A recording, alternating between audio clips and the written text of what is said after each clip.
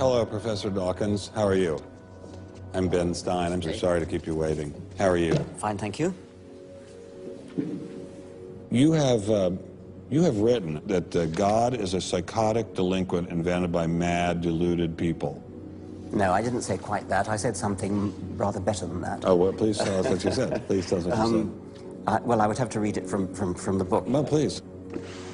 The God of the Old Testament is arguably the most unpleasant character in all fiction. Jealous and proud of it, a petty, unjust, unforgiving control freak, a vindictive, bloodthirsty ethnic cleanser, a misogynistic, homophobic, racist, infanticidal, genocidal, filicidal, pestilential, megalomaniacal, sadomasochistic, capriciously malevolent bully.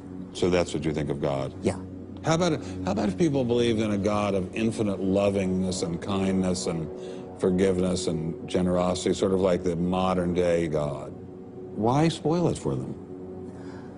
Oh, why not just let them have their fun and enjoy it? I mean, I don't want to spoil anything for anybody. I write a book, people can read it if they want to. I believe that it is a liberating thing to free yourself from primitive superstition. So religion's a primitive superstition? Oh, I think it is, yes. So you believe it's liberating to tell people that there is no God? I think a lot of people, when they give up God, feel a great sense of release and freedom. Why do you think that? I mean, what's your dad? What's your scientist? What's your dad? I think, well, I've had a lot of letters saying that, and I've... There are 8 billion people in the world, Dr. Dawkins. How many letters have you had? No, I haven't done that. That's quite true. Professor Dawkins seemed so convinced that God doesn't exist that I wondered if he would be willing to put a number on it. Well, it's hard to put a figure on it, but I mean, I put it as something like, 99% against or something. Well, how do you know it's 99% I against, don't. say, not 97%? No, I did. You asked me to put a figure on it, and I'm not comfortable putting a figure on it. I think it's, I just think it's very unlikely. What? But you couldn't put a number on it? No, of course not. No. So it could be 49%. Well, it would be. I mean, I think it's unlikely, and it's quite far from 50%. How do you know? I don't know. I mean, I put an argument in the book. Well, then who did create the heavens and the earth? Why do you use the word who? You see, you immediately beg the question by using the word who. Well, then how did it get created? Well, by a very slow process. Well, how did it start? Nobody knows how it started.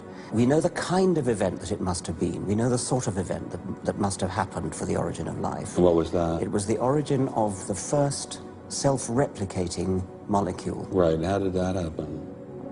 I told you we don't know. So you have no idea how it started? No. Nor has anybody. Nor has anyone else. What do you think is the possibility that intelligent design might turn out to be the answer to some issues in genetics or in evolution? It could come about in the following way. It could be that at some earlier time, somewhere in the universe, a civilization evolved by probably some kind of Darwinian means to a very, very high level of technology and designed a form of life that they seeded onto, perhaps this planet.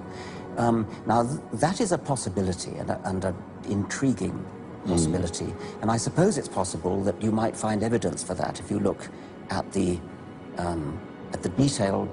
details of biochemistry, molecular biology. You might find a signature of some sort of designer. Wait a second. Richard Dawkins thought intelligent design might be a legitimate pursuit?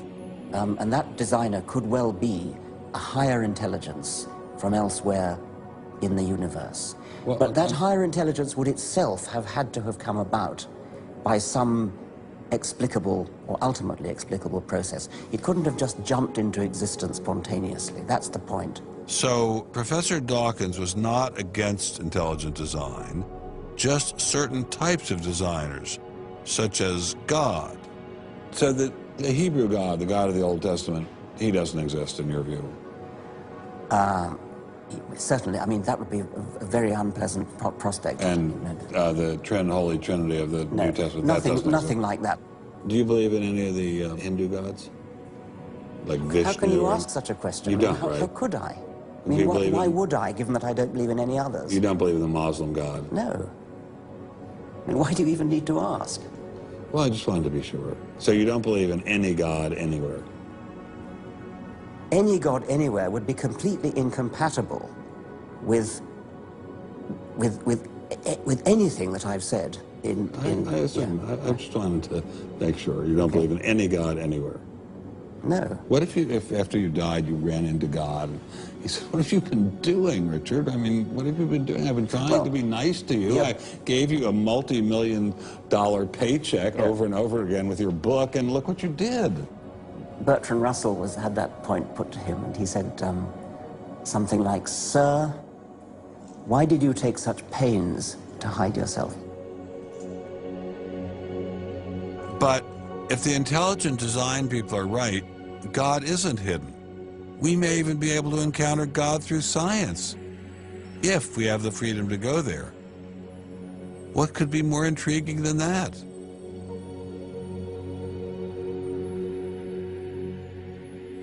We take freedom for granted here in the United States. Freedom is what this country is all about. And a huge part of freedom is freedom of inquiry.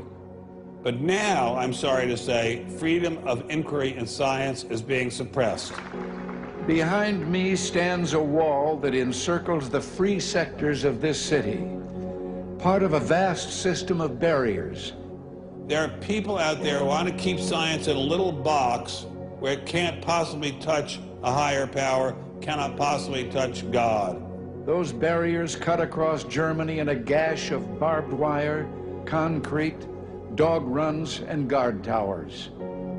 If you believe in God, and you believe that there is an intrinsic order in the universe, and you believe that it's the role of science to try to pursue and understand better that order, you will be ostracized.